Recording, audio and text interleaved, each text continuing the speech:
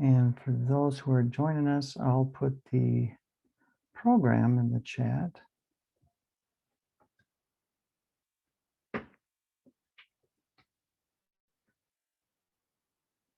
And it's 2:15, and welcome back to the Diversity Data Deep Dive 7. We're so happy that you're with us here.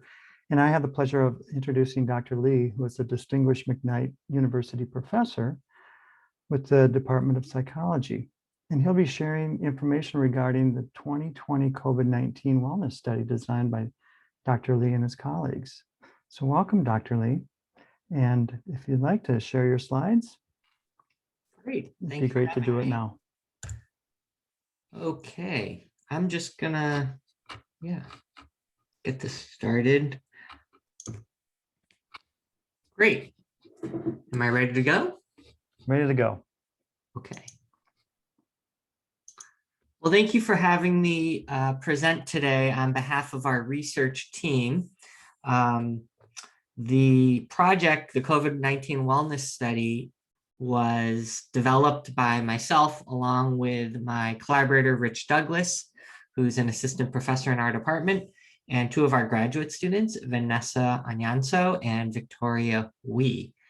And I should acknowledge that the Office for Equity and Diversity provided some of the initial funding for this study as well. So let me just, oh gosh, this got messed up when I moved it to PowerPoint, so my apologies.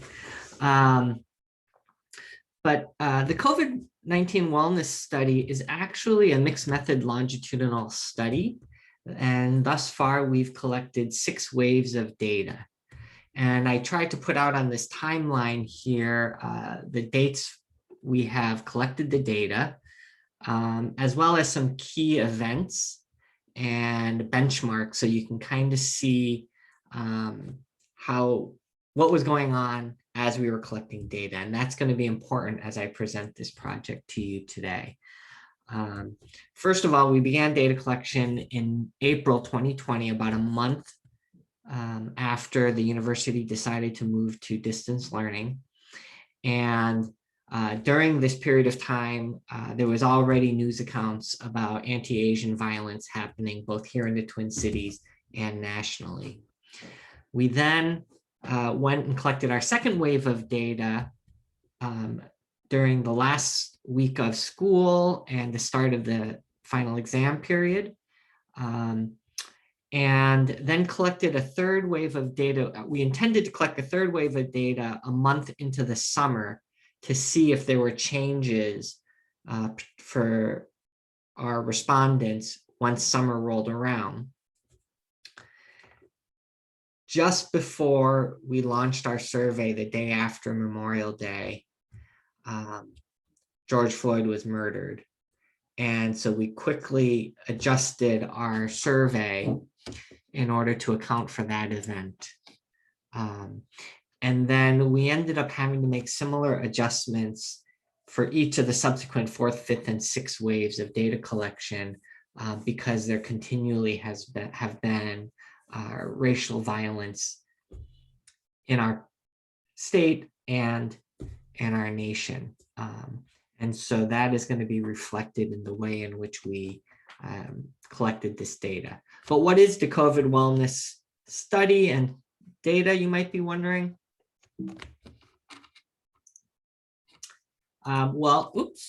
Let's first show you what our sample looks like.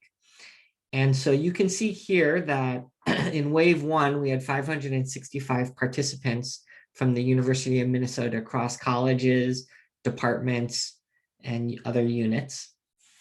And we were pretty evenly divided among respondents who were faculty, staff, graduate students, and undergraduate students. And we also had, it's under half, but about 40% were identifying as people of color. And as you can see from each subsequent wave, that we have had really high retention of our sample. And we did also, I should note, verify that all of these people are current U of M affiliated faculty, staff, and students. So these were not people from outside of the community. In that initial wave, we actually did get quite a number of people who are not part of the university that tried to sneak into the study.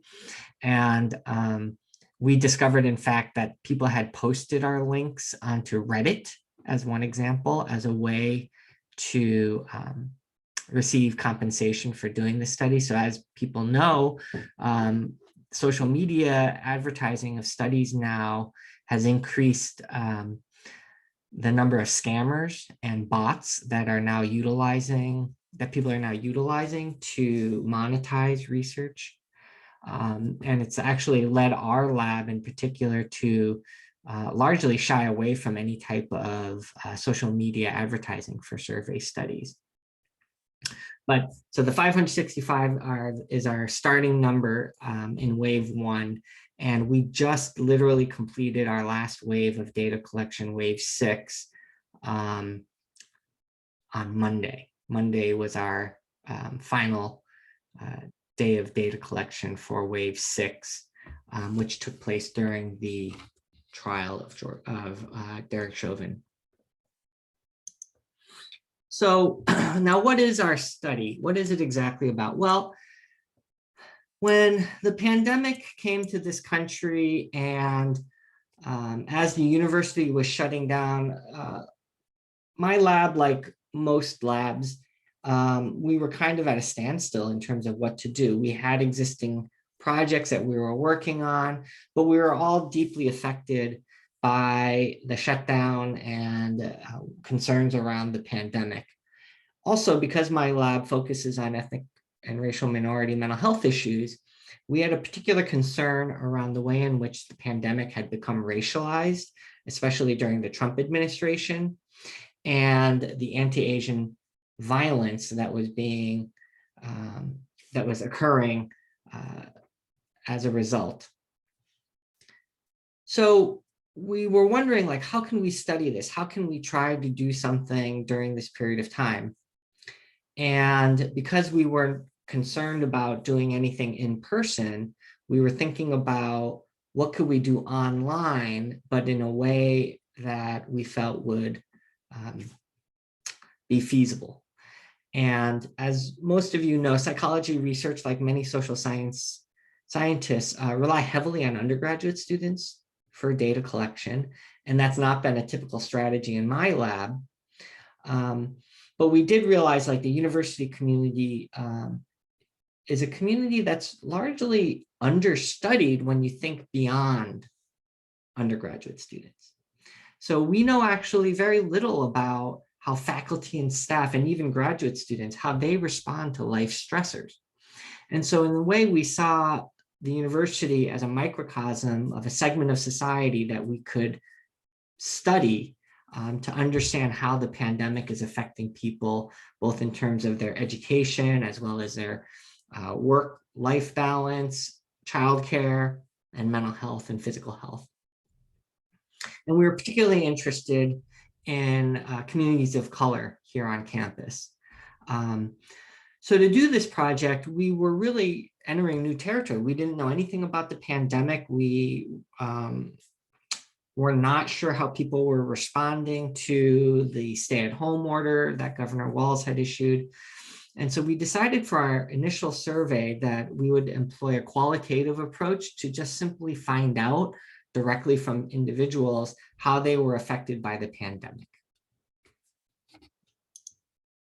And so this is, these are the 6 questions. I have 3 here, 3 on the next slide, that we asked participants. So what are the biggest challenges or things causing the most stress in your life, and how has it changed since the pandemic began?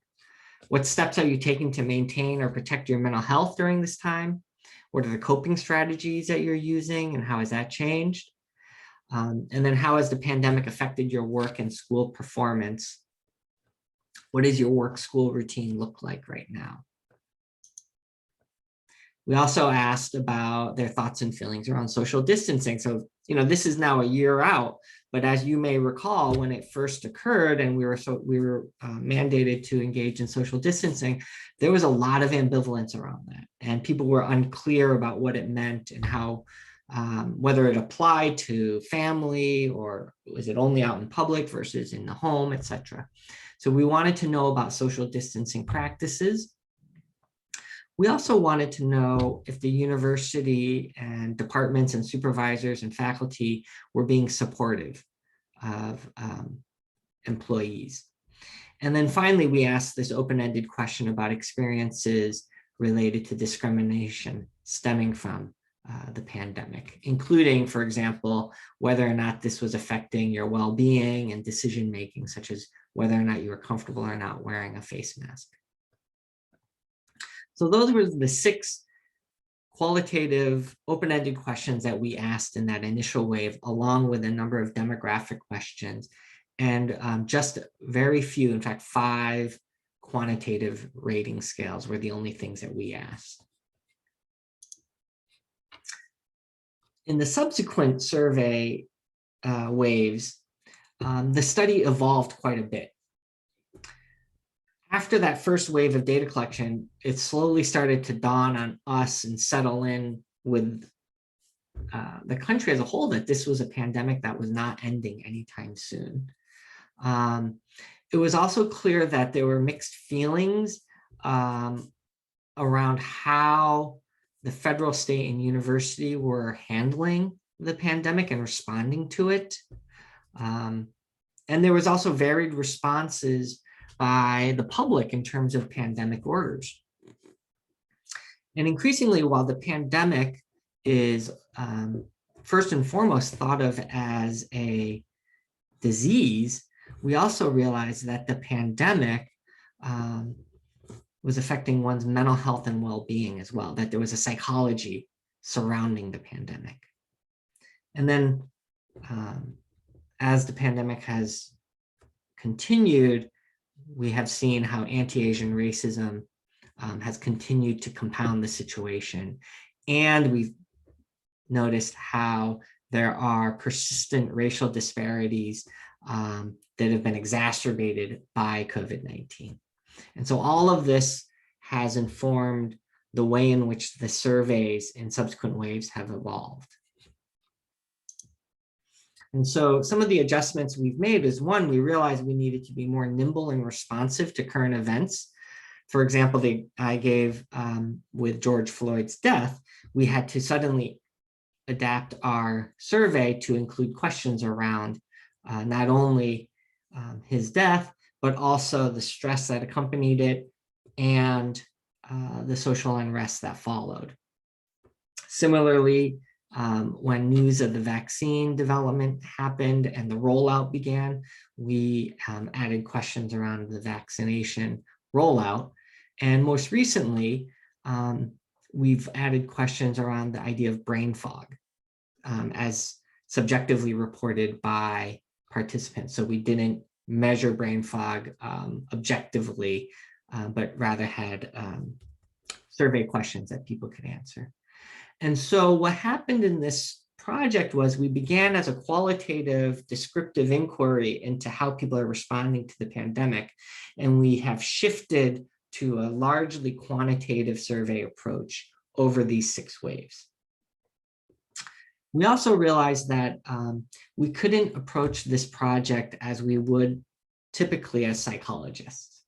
And as psychology researchers, we anchor much of our work in psychometrically sound scales, right? We want to ask questions in many different ways to ensure that we are reliably getting responses and that we are validly capturing, right, the construct of interest. But for this project, we realized that that would lead to an extremely long survey. And our goal was to try to cover as much ground as possible with single item or items that were just a few in number, so that we could capture more of the full experience of living through a pandemic and all the other sort of events happening in the world.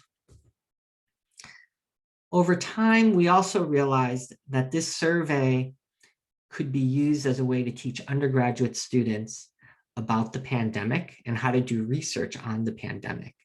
And so in the summer of 2020, I actually taught a research course over the summer in which the undergraduate students were actively involved in developing the survey and piloting it and learning about the psychology of the COVID-19 pandemic.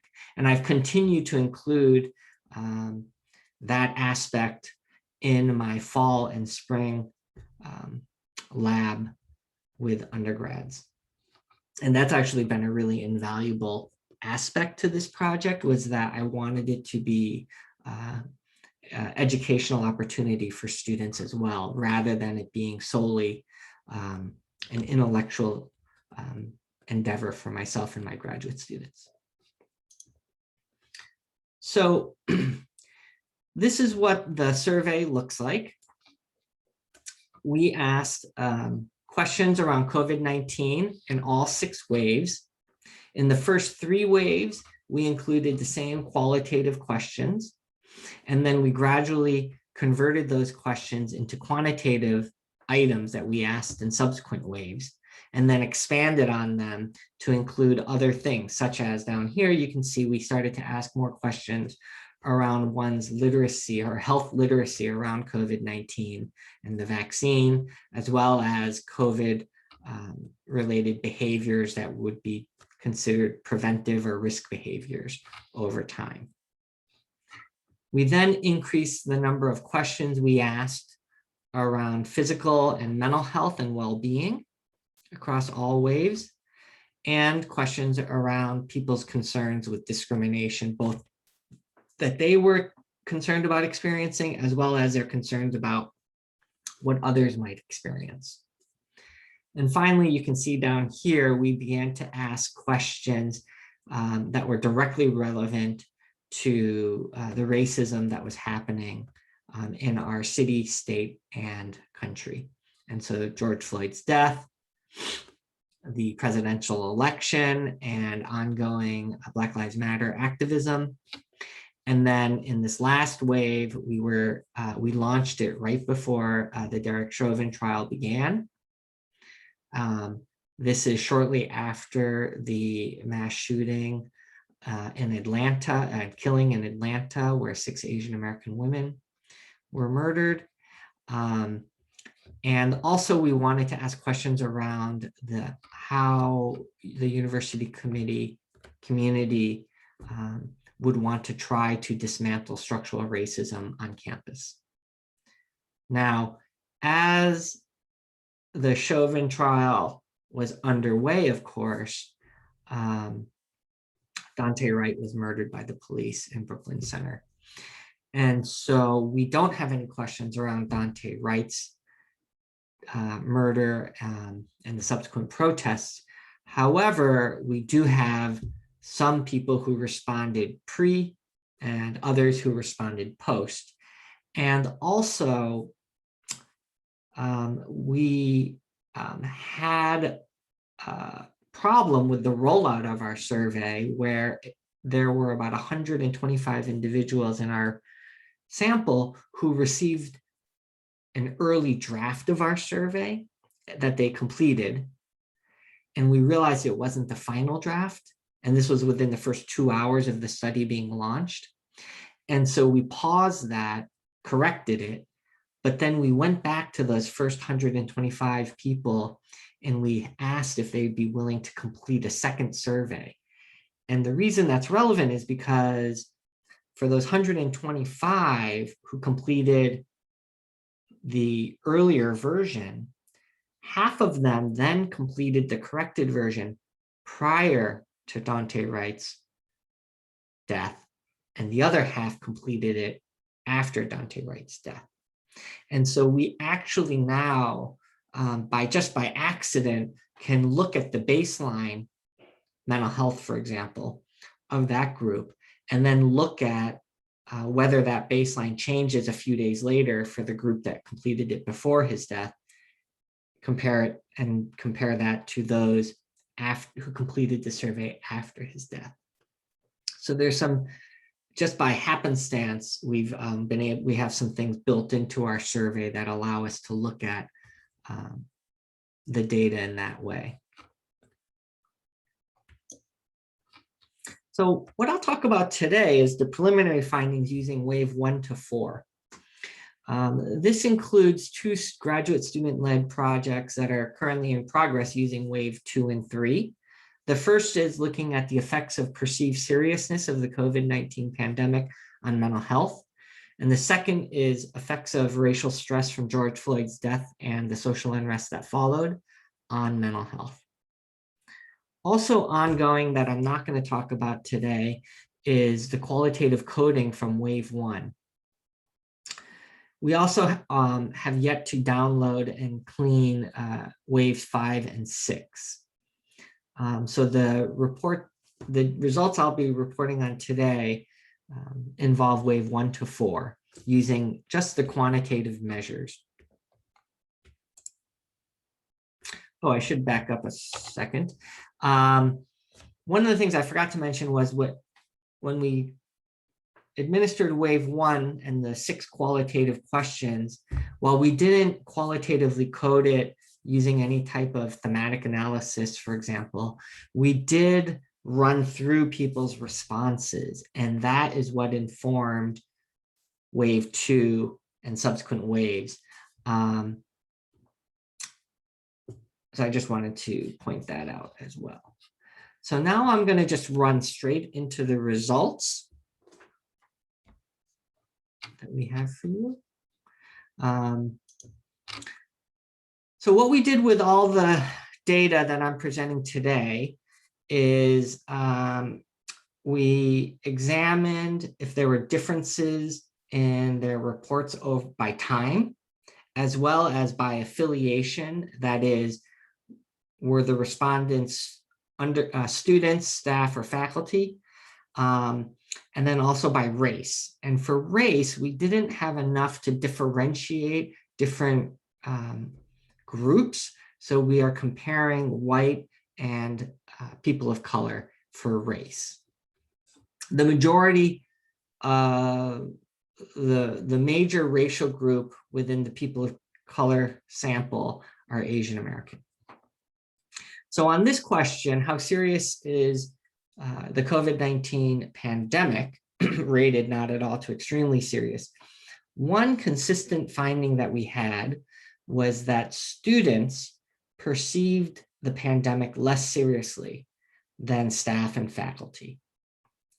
We also saw a slight waning in seriousness at wave 3, but then it kind of picks back up in terms of how serious people perceive the pandemic in wave 4.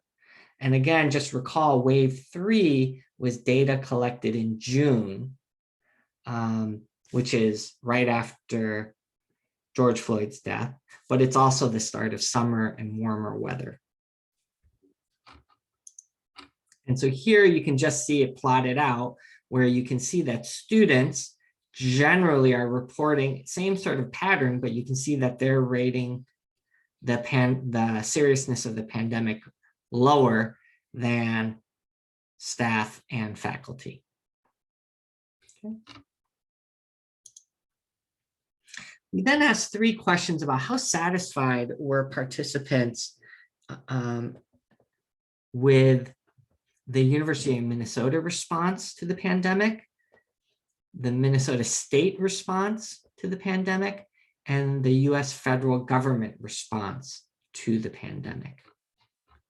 And so here we saw that students generally reported greater satisfaction with the U of M response than staff and faculty. This, however, you can see down here that there was an interaction with time. We also saw that successively, satisfaction with the university response declined across all 4 waves from April to October. We also saw that people of color at the U of M community were less satisfied than whites with the university response. And so here you can see the interactions, and you generally can see that for, again, staff and faculty, it's pretty similar over the first 4 waves. But for the students, you see this dramatic drop in satisfaction with the University of Minnesota response to the pandemic. So it starts out lower, but then it drops significantly more than it does for the others. And again, this is in October, a fall semester, so they have now returned to campus. And we see this decline in satisfaction with the university response. For the state, we see that staff are less satisfied than students only, significantly. We also see, again, a slight waning in satisfaction with the state response. And again, we see people of color rating state response as less satisfactory than whites. And here you see this sort of general downward slope for all 3 groups, with students, again, lower than the other 2 groups. In terms of the government response, here we see that students were more satisfied than staff, who were more satisfied with the federal response than faculty. We also see that wave 4 was they were the least satisfied with the federal government response. This is still during the Trump administration's presidency. And then you can see that wave 3 was also slightly lower than wave 2. And here is this sort of pattern over time. So you see this sort of general decline in satisfaction with the federal government's response. We asked 2 questions that I'll present here about discrimination. The first was, are you worried about discrimination toward yourself? And then the second one is about toward other people. And here we see that they were less worried at wave 2 in May than they were in June and October, wave 3 and 4, after George Floyd's death. And that people of color, not surprisingly, express greater worry about discrimination toward themselves than whites. When we look at it in terms of discrimination toward others, here we see that staff, which I forgot to mention is about 90% identifying as cis women, report more worry about discrimination toward others than students and faculty. And that we see this was greatest at wave 3, which is right after George Floyd's death. We also see this race by time interaction here. And so here you can see that for people of color, George Floyd's death at time 2, you can see that worry about discrimination toward others is highest, but it drops for the people of color at time 3 in October. And you see this higher slope for whites from May to June, right, after George Floyd's death, and then a similar gradual decline. We did ask, as I mentioned earlier, 2 questions. We asked just a few quantitative questions starting at wave 1. And really at that point in time, what we were interested in was this idea of fatigue, right? If you remember a year ago, we couldn't tolerate being on Zoom all day. Now I'm amazed I can, this is my 7th hour straight on Zoom today, and I'm pretty good so far. But at that early point in the pandemic, it was exhausting. There was a lot of anxiety and stress. People were not getting good sleep and so on. And there was just a lot of fatigue that we were feeling, what some refer to as COVID fatigue. So we asked 2 questions about this. These are actually from a scale on sleep quality, asking how much of a problem are you having staying awake or alert since the pandemic began. This part changes with each wave of data collection. So this is the way it was worded at wave 1. And here what we found, and this is pretty consistent, is that students reported the greatest amount of fatigue, right, in terms of not being able to stay awake or alert, followed by staff, with faculty reporting the least amount of problems. We also can see how this was particularly difficult in wave 1, right, at the start of the pandemic, and that people of color experience this difficulty more than whites. But we have this interaction between affiliation and time as well. And so here you can really see that for students, you see this very different pattern, where for the other staff and faculty, it's pretty straight across over the first 4 waves. But for students, you see that it was much higher at the start of the pandemic. Their alertness problems decrease over time, but then when fall semester begins, we see this uptick again. Okay. We don't see that for the other 2 groups of staff and faculty. The next related question to COVID fatigue was around enthusiasm. Has it been a problem for you to keep up enough enthusiasm to get things done? And again, we see students reporting more problems and staff who report more problems than faculty. And again, we see wave 1 is when it was most problematic, right? And wave 4, least problematic. But again, we see this interaction of affiliation by time. And here you can see, again, a similar pattern where the students really stand out with the most problems with keeping up their enthusiasm, but that improves over summer and then sort of plateaus. Staff kind of are staying along here, although you see this drop. And then you see for faculty, a gradual improvement, that they actually start out with very little problems, and then it actually keeps improving for faculty, right? They're adapting or adjusting the best, it seems, in terms of their level of enthusiasm. So one of the notable findings here is that, not surprisingly, faculty were the least impacted by the pandemic in the first, from April to October of our data, right? With students seemingly the most impacted. But how does this play out in terms of mental health? So we did, starting in wave 2, ask about depression and anxiety. We combined the 4 questions that we asked around, how much do you feel nervous? Do you worry? Do you have a little interest and feel down or depressed? To create a composite score.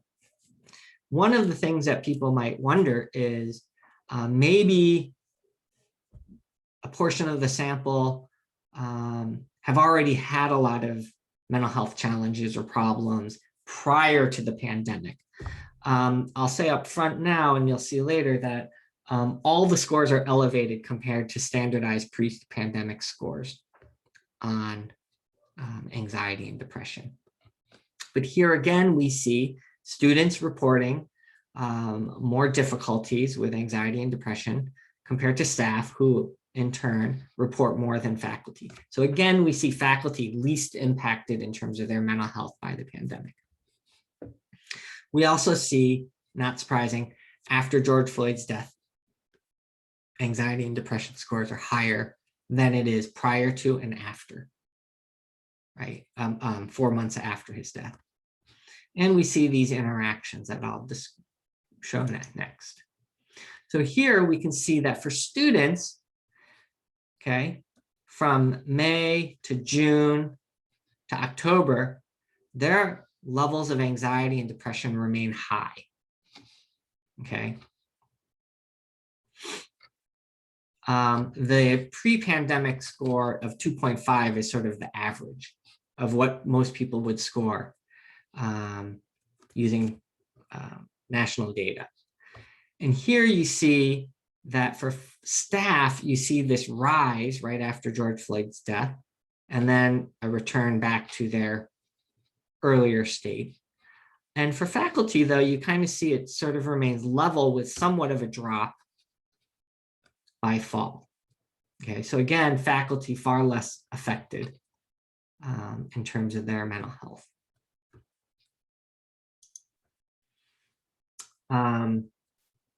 And so here we see for race, we see that for people of color, we see this spike after George Floyd's death, right? And then a drop. Whereas for whites, it doesn't really change that much, right? From May to June, but then it drops by fall semester. Okay. So in general, when we look at these findings, we're seeing that COVID fatigue, anxiety and depression, there's generally over time for students at least, right, fewer problems over those first 9 months or so of the pandemic, or 6 months, sorry, of the pandemic. For staff and faculty, we see a slightly different pattern where they seem to be doing better than students, and then things get a little worse after George Floyd's death, and then sort of gradually get better. Similarly for people of color. So these are some correlations that we ran. We actually have run some regressions, but for this presentation, I'll just show these correlations. And this is with the full sample first. And I'm not going to spend too much time on this because I want to show the data broken down a little bit. But here you can see that how serious you perceive the pandemic does seem to correlate cross-sectionally and then in subsequent waves with anxiety and depression scores, right? So wave 2 to 2, we see a small correlation, but significant of 0.1 or 0.11. At wave 3, 0.15, and at wave 4, 0.153. Okay. And in terms of discrimination that you worry about toward yourself, we can see that discrimination at wave 2 doesn't really correlate with mental health at wave 2, but it does correlate with mental health at wave 3 and wave 4. Okay. Discrimination worry at wave 3 correlates concurrently with mental health at wave 3, but also at wave 4. And we see worrying about discrimination at wave 4 correlates cross-sectionally concurrently with mental health at wave 4.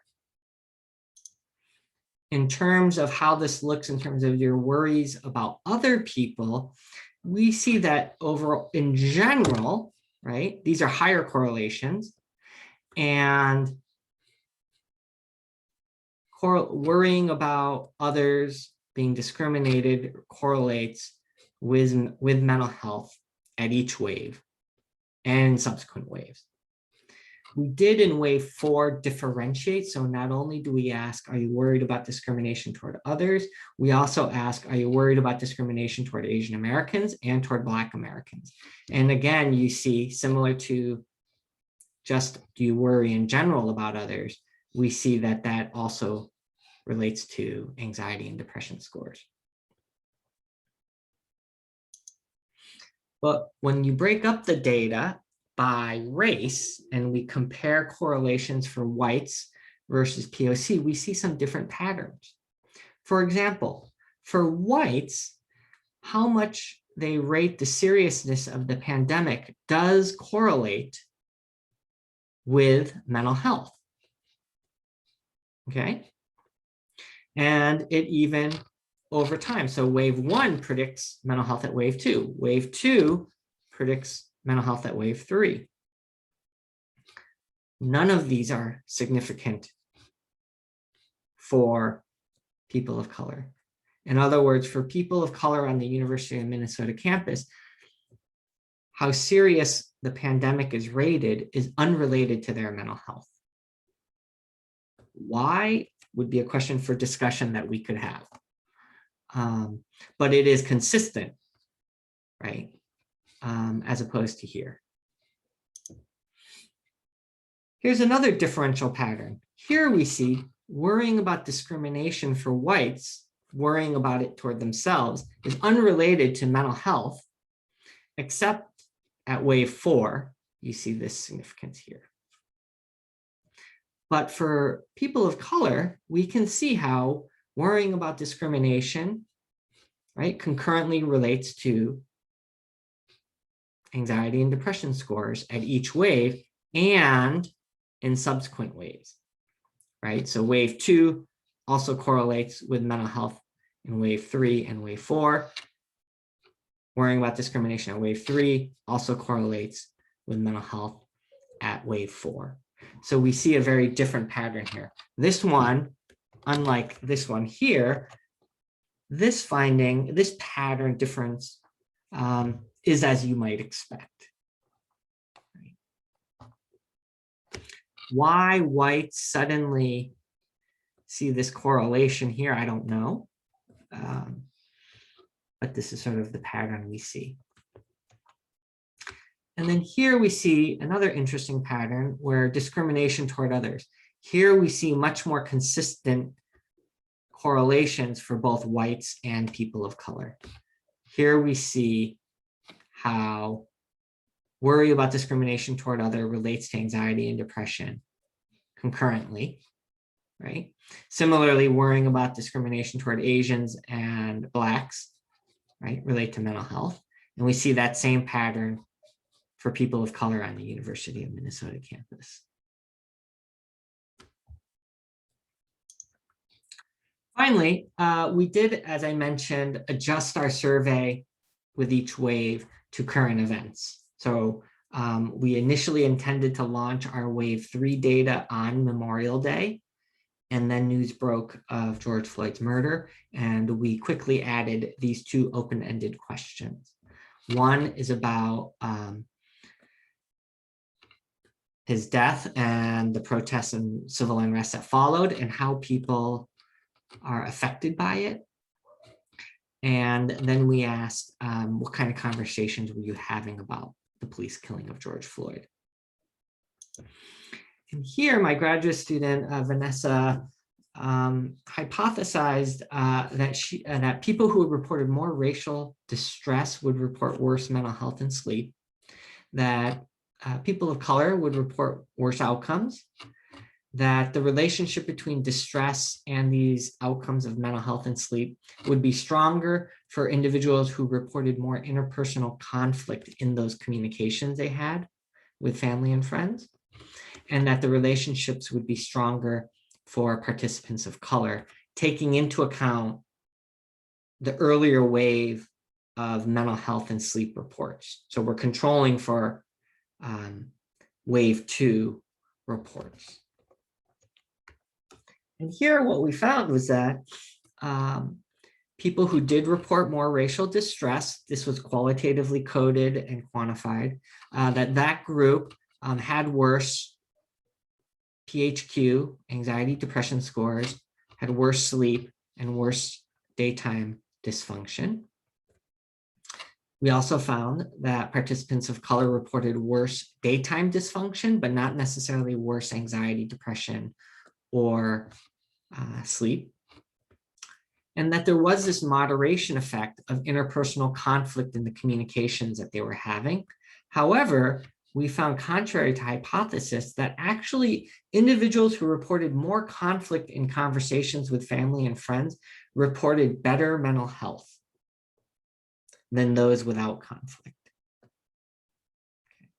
Our thought was that if you were having these conversations, but there was no conflict, that perhaps that would be related to better health, mental health. But we find actually that not being Minnesota nice may actually contribute more to your mental health in a good way, especially in the context here of racial distress caused by George Floyd's death and the subsequent violence and protests. So the next steps for us is to complete qualitative coding of wave 1, 2, and 3. We also need to reanalyze our data while including waves 5 and 6. We also are waiting pending funding data collection of wave 7 and perhaps even further along. We plan to send out a newsletter to the participants with these descriptive results. And then we need to begin to prioritize what studies we want to develop using all this data for presentations and publications. So again, I just want to acknowledge my lab and collaborators, Vanessa, Victoria, J.E., and Professors Rich Douglass and Pat Frazier. I also want to acknowledge my undergraduate students. I've had about 15 to 20 each semester, starting with summer 20, fall and spring, working with me. That's largely, the coding has been led by 2 of my undergrad students, Catherine Yao and Mae Finnegan. CLA Lattice, who has really helped with Qualtrics and data management. Keisha Varma in the Office for Equity and Diversity, who provided initial funding for this project. And then the university community as a whole, who have been wonderful participants in this project. You know, as I mentioned at the very beginning, you know, in the first 3 waves of data collection, we had over 90% retention from the university community. And while it's dropped a little bit, you know, collecting 6 waves of data over 12 months, we've been able to retain over 75% of our participants. So we are very thankful to everyone who's been involved. We've gotten feedback from people saying that they've really appreciated the survey because we asked such breadth of questions.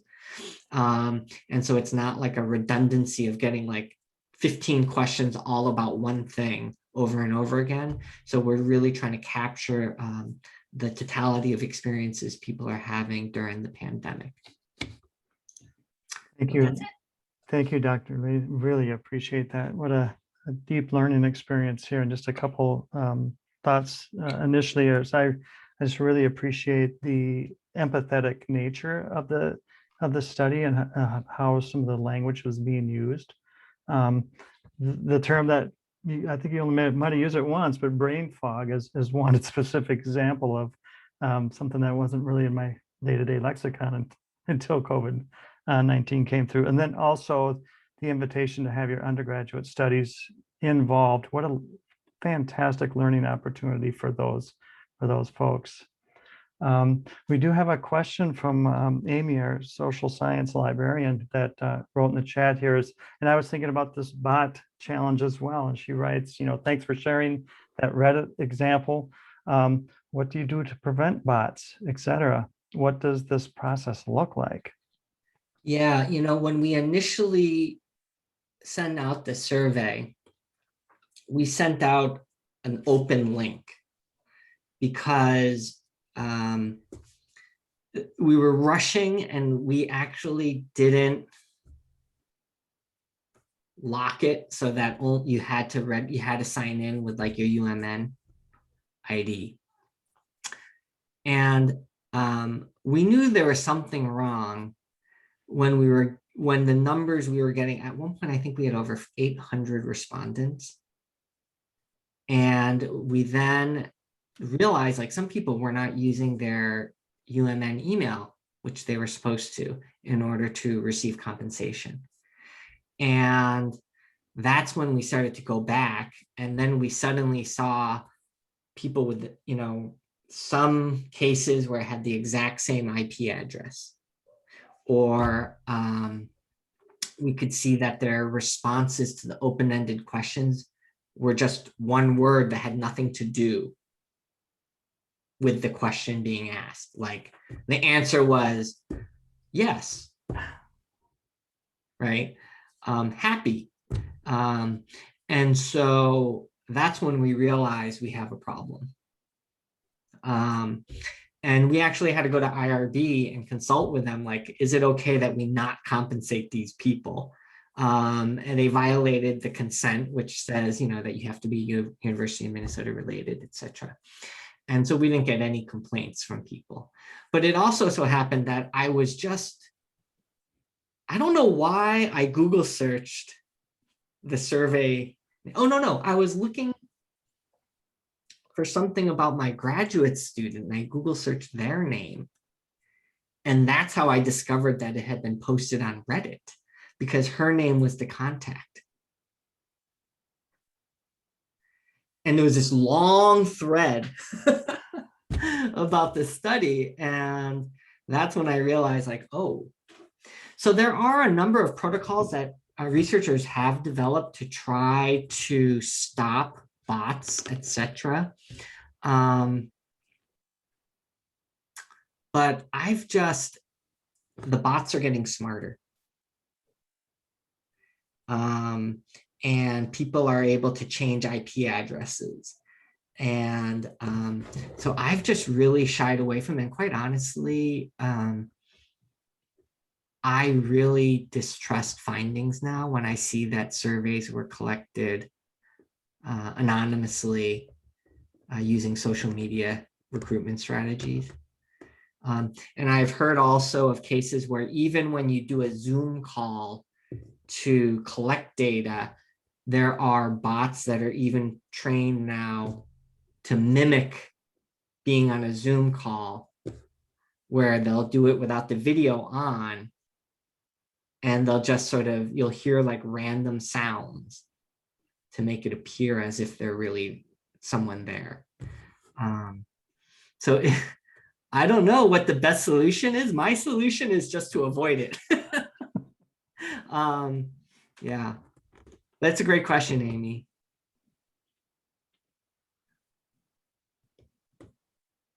Additional questions of Rajda.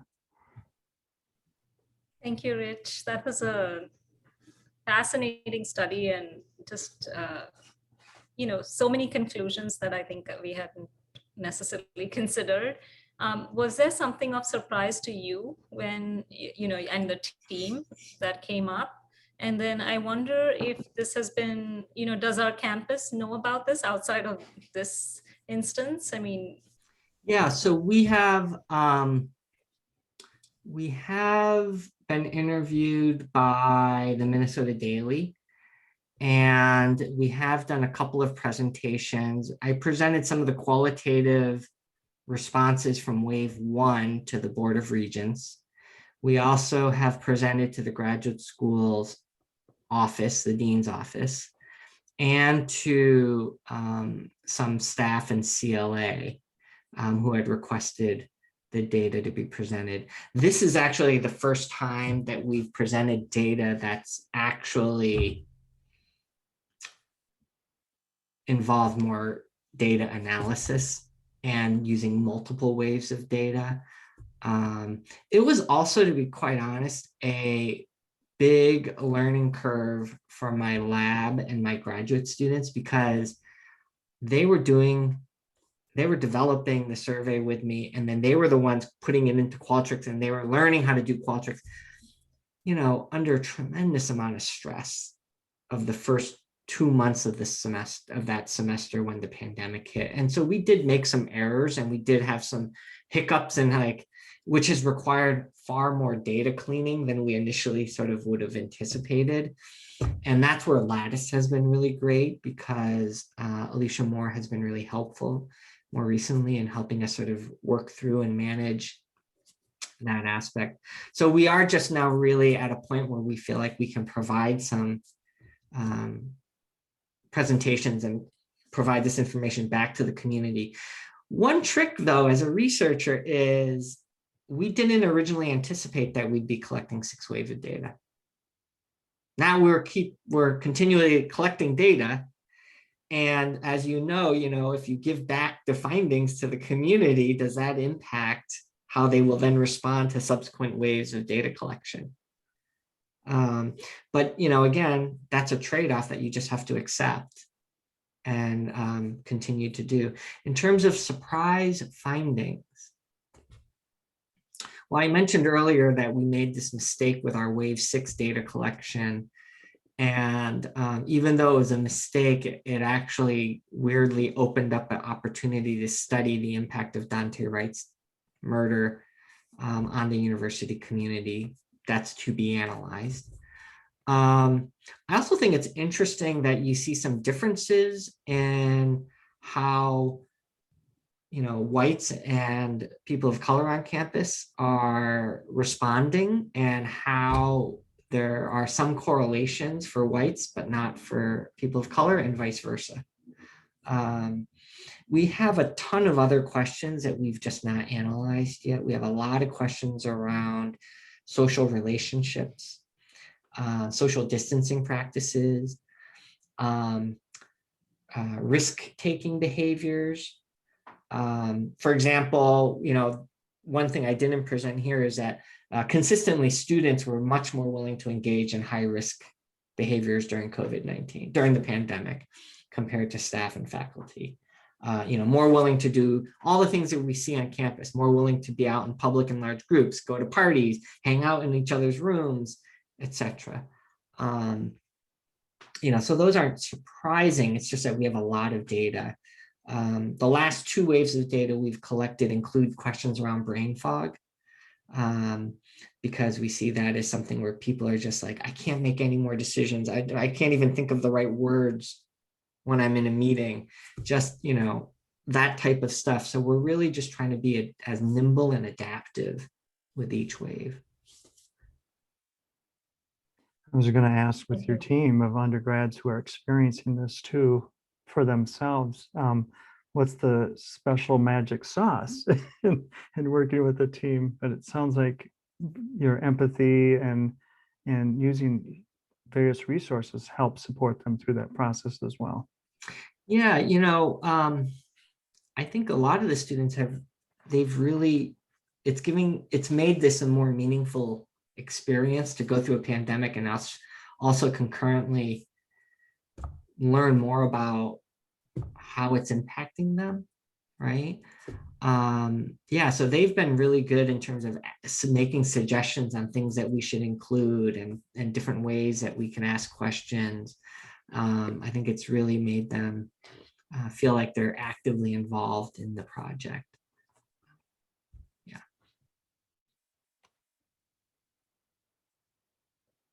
Additional questions, either unmute yourself or feel free to put them in the chat. Have just probably room for one more question before we go on break.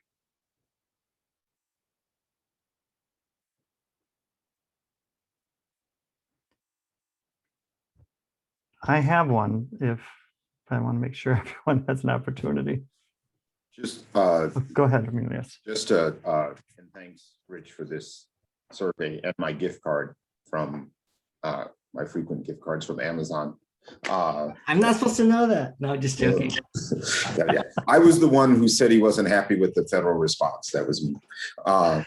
But to the extent that some of the data talks about the impact of all of the things on like faculty and staff and their, COVID fog and brain fog and all that, I think this information would be very important for people in the HR space.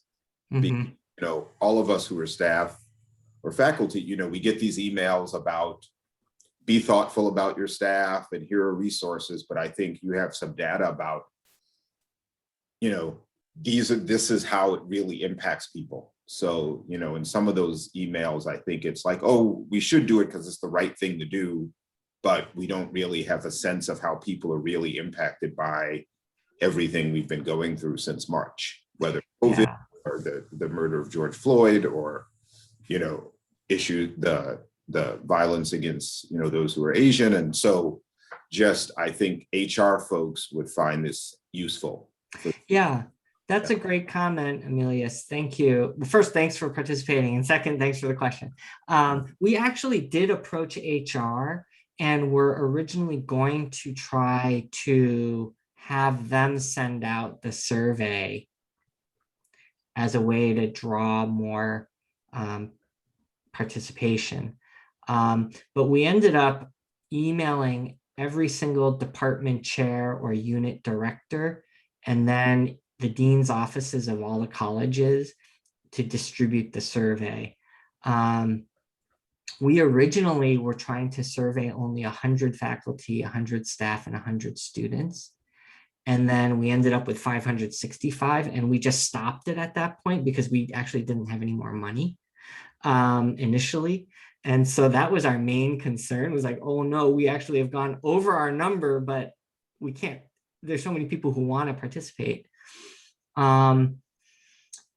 We also were trying to get some of the rapid response funding from the provost's office, but didn't get it because it didn't really align. I think back at that early phase of the rapid response, they were looking for rapid response funding and support for projects that were going to have immediate clinical relevance. And I don't think they sort of envisioned our project as sort of fitting within that scope. That was sort of my read of it initially. And so we quickly pivoted to OED to see if they would be interested, because they knew that there was a racialized component to the pandemic. So that was a bit of a frustration I think we had with the fact that the rapid response funds were really sort of targeting more clinical health projects without sort of seeing how this could be very relevant to the university community as well. And then finally, you know, we sort of did this all last minute, but you know, then later we saw that the provost office sent out faculty an email with a survey link from Carlson School of Business faculty, right, to look at work adjustment sort of issues, but there was not that kind of support for our project when we originally sort of proposed it. And so there was, you know, I just think, you know, maybe we were too soon in the game, that the university wasn't quite sort of thinking about how we should study the impact on the university community. Whereas like as the pandemic wore on, I think the administration might have been more like, oh yeah, maybe this is something we should look at, you know. So we could have even had more systematic sort of responses had we had that sort of sanctioning from upper administration. But lesson learned for another day. Well, thank you so much, Dr. Lee, for joining us today. It was a very fascinating presentation, and we're really excited about the future and the continuation of the study, and most importantly, the results. Yeah, thanks for having me.